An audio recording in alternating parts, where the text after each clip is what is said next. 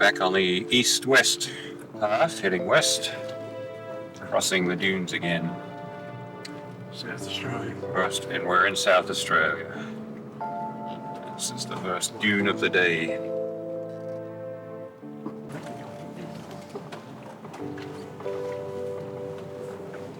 Good view of a long straight line as you come over the top of that dune.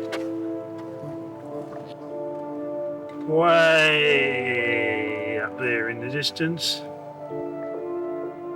That's where we're going.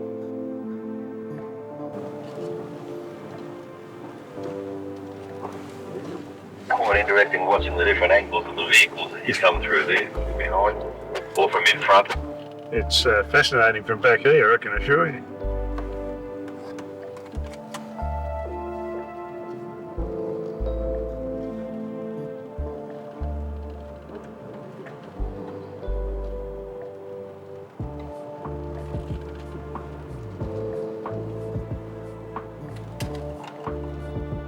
All seem to be dug out on the driver's side more than the passenger side.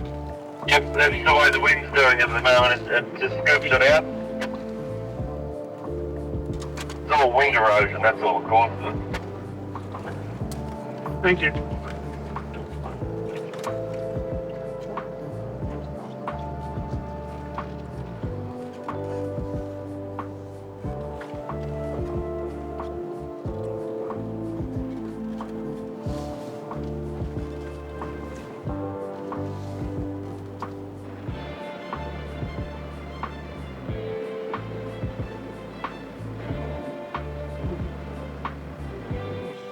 When we first started out on the dunes at Big Red, they were up to half a mile apart. And now, in this section at least, they are... There's a bit to the right when you come up that one. no more than about 20 yards across, continuous, and in some cases very just continuous one to the next.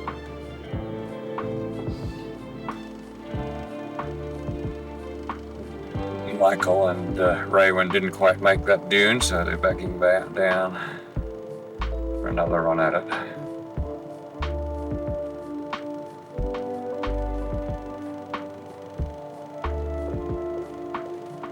First view was top.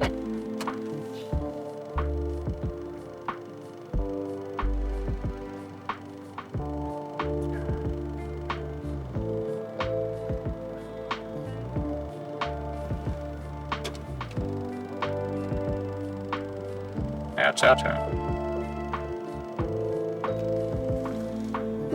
Hang on to your back.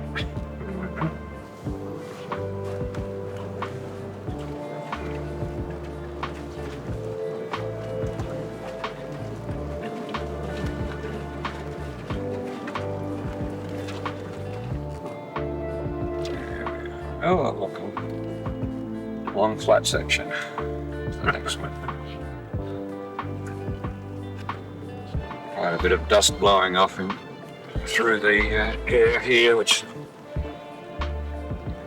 makes it a little hazy. We're continuing west across almost continuous sand bumps and dunes. A little bit of gypsum, which we just passed over every now and then, and the occasional flat salt lake bed between high dunes.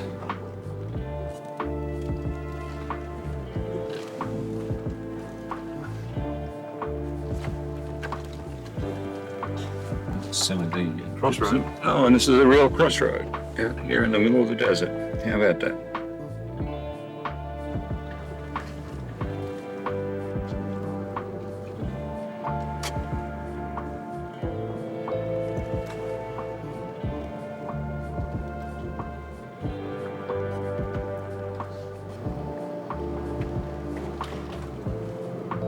Yeah, I've been trying to hold the camera steady with absorbing all the changes in the car angle, but I'm going to fix it to the ceiling for a minute so that you can see what it's really doing. Mm-hmm. Yep.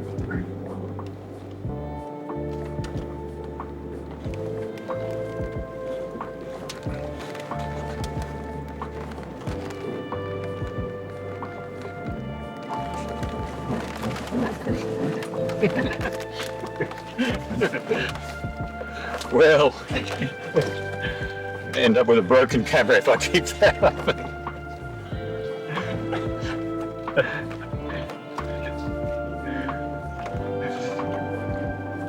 There's the sky, and there's the dirt.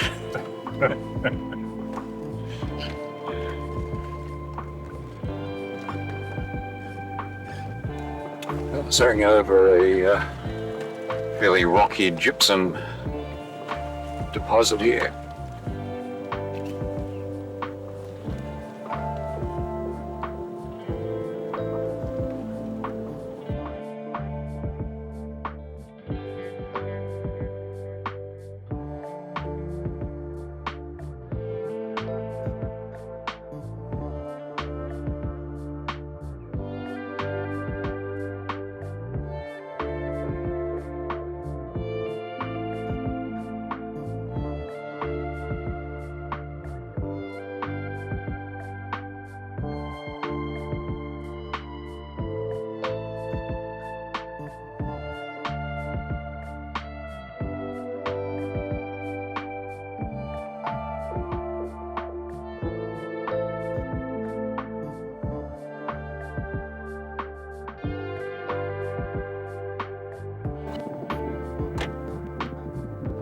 Yeah, we've got a dust storm coming down the swell. We're going to head on our way before it hits too hard.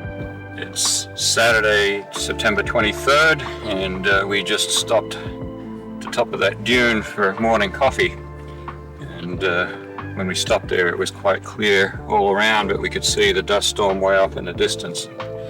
By the time we'd had a cup of coffee and made a couple of pit stops, it was right on us. So we're heading on our way, but we're going to be driving through a lot of dust and sand.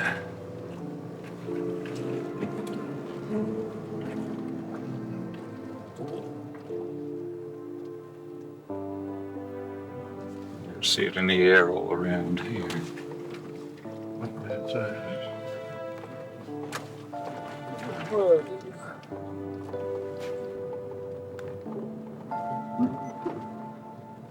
Okay, we're travelling along now, and the storm has really got to us, or caught up to us.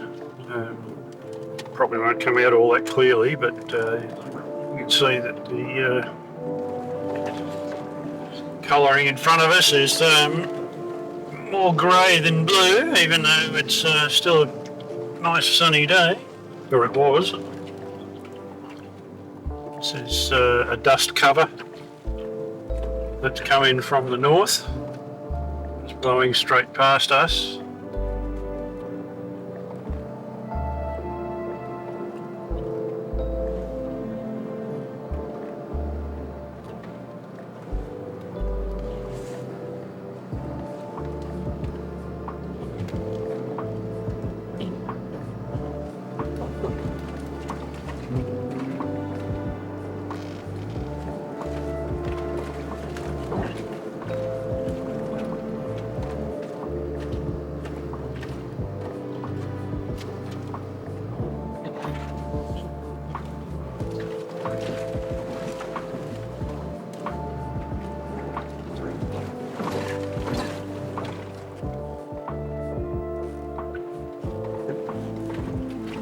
As you can tell, the track is just a little bumpy this morning. I guess it's had a fair bit of traffic over it over the last couple of months. In particular, the Birdsville races 2 or 3 weeks ago. A lot of people would have taken the opportunity to do the track at that stage. It's very dry. I had to make no detours at all.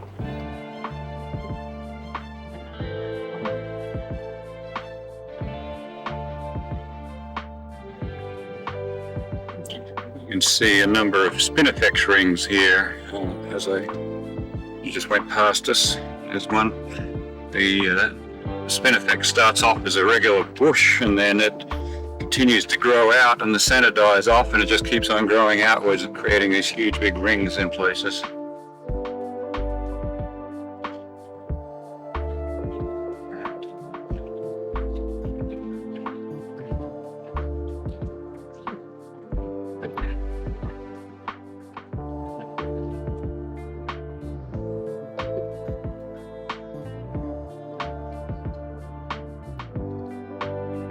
Each time we crest a sand dune, we're not sure what we're going to see on the other side. Every one is a little different. Some have lots of trees, green, some are just all this spindly, dead brush, or dead looking. I guess a lot of it comes to life again when there's rain.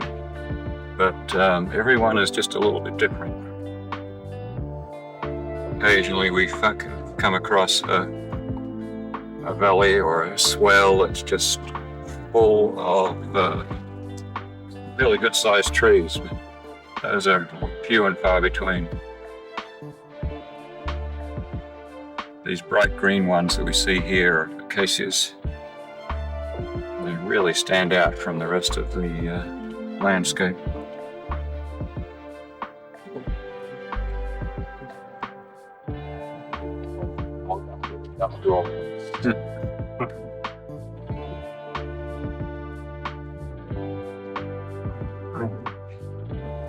You see the dust flying down there now.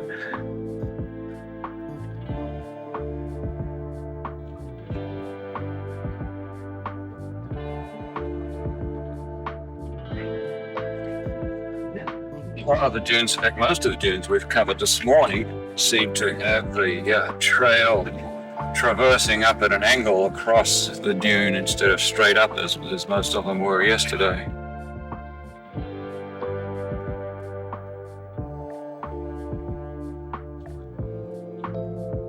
You look down on the right hand side and in the middle of the track there's a little purple flower, it's parakeet.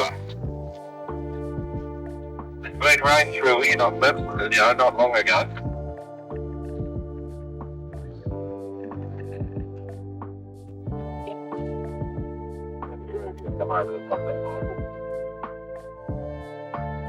There's a spinifex ring with little flowers that have caught up in it and opened today. I guess they only open for one day and that's it, then they close again forever.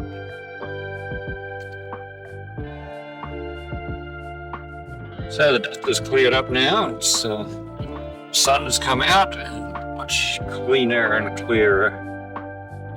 Still just as rough on the track though. Anything rougher. Just as red in the soil. Beautiful scenery.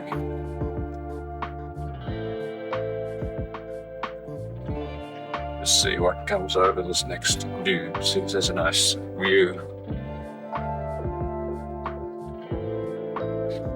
Oh look, it's another dune. See what comes over the next dune.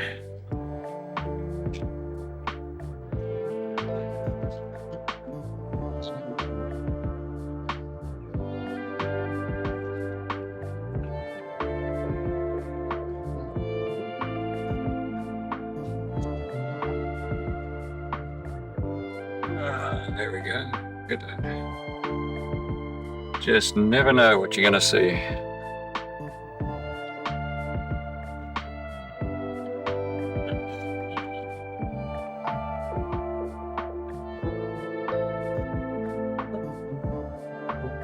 And this one has actual trees.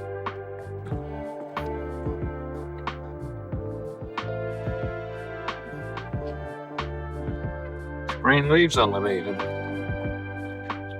We're about to turn back onto a harder clay road, so we've stopped to pump up our tyres. Each of the cars carries a fairly heavy-duty compressor so that we can pump them back up, put about another 10 pound into each tyre.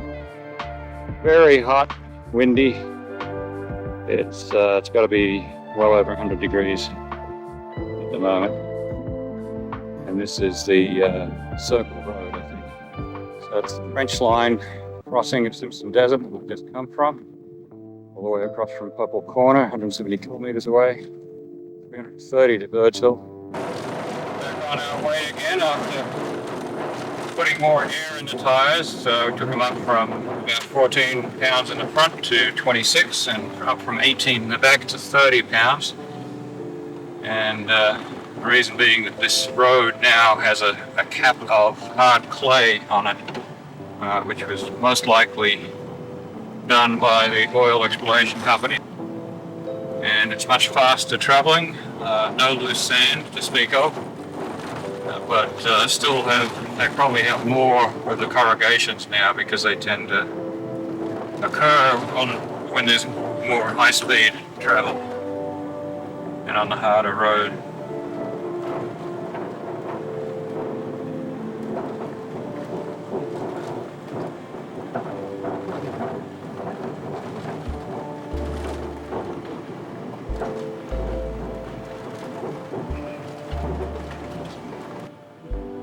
It's the first dingo that we've seen.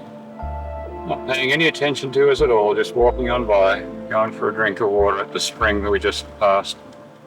The road has not improved a lot. Instead of loose sand, now we have a lot of rocks interspersed with some flat clay with lots of corrugations, and then big patches of loose sand with hidden bumps underneath them. So we've stopped and set up camp, and we have a brown falcon sitting on a fence post. He's been circling around in the area. He's posing very nicely for us at the moment.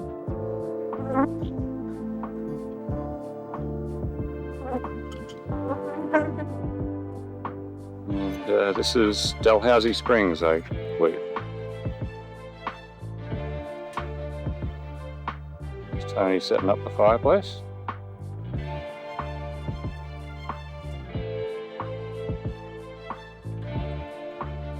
Oh, and there goes a friend.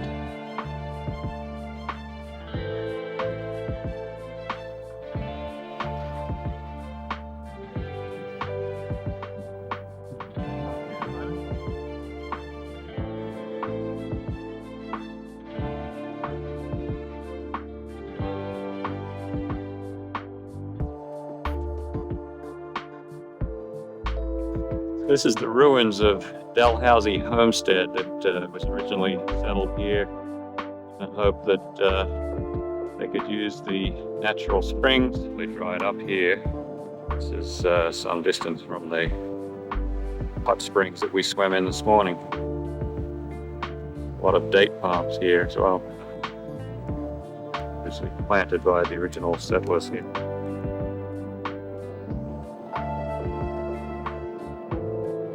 Dalhousie Homestead stockyards, over 100 years old.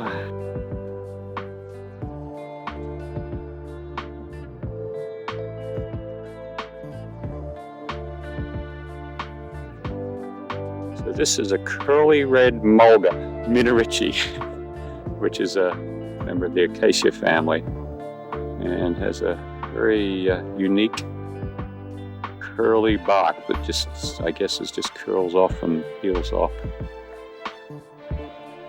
And this is at 3 O'Clock Creek.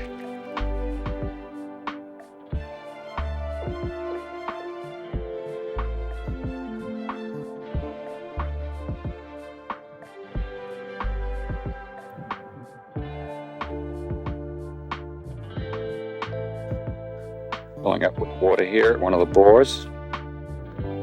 This is a site of federal homestead, and it was here from the 1890s to 1930s. Long since gone. There's no trace of the house itself, but these lines are, I guess they were the outlines of their garden beds.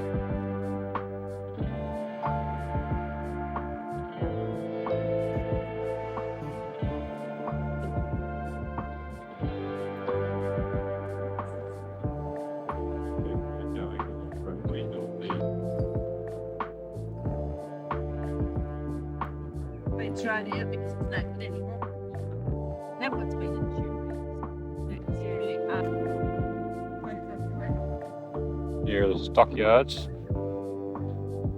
the federal homestead.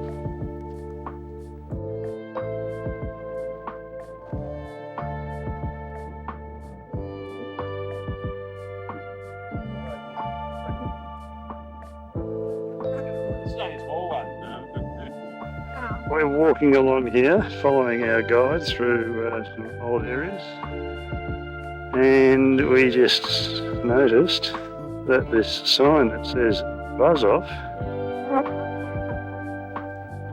is not really working. Either the flies can't read or the chemicals don't work. Yeah, water hole here. There's some water in this one. There's a glass sitting up in the tree, complaining about my presence.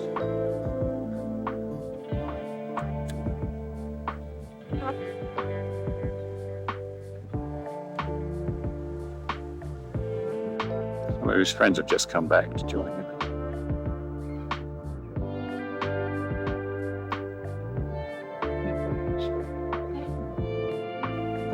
There's a what we believe is a mudlark nest under the roots of this tree, right on the bank of the water hole.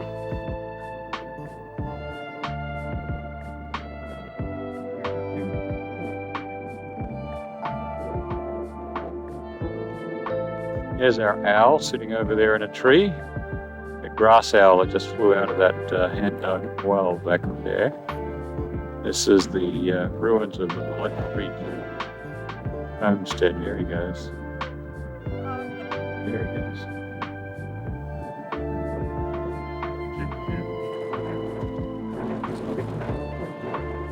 There's a giant windmill still turning. Hasn't been pumping water for years, but apparently this was here at the time of Blood Creek, which is turn of the century.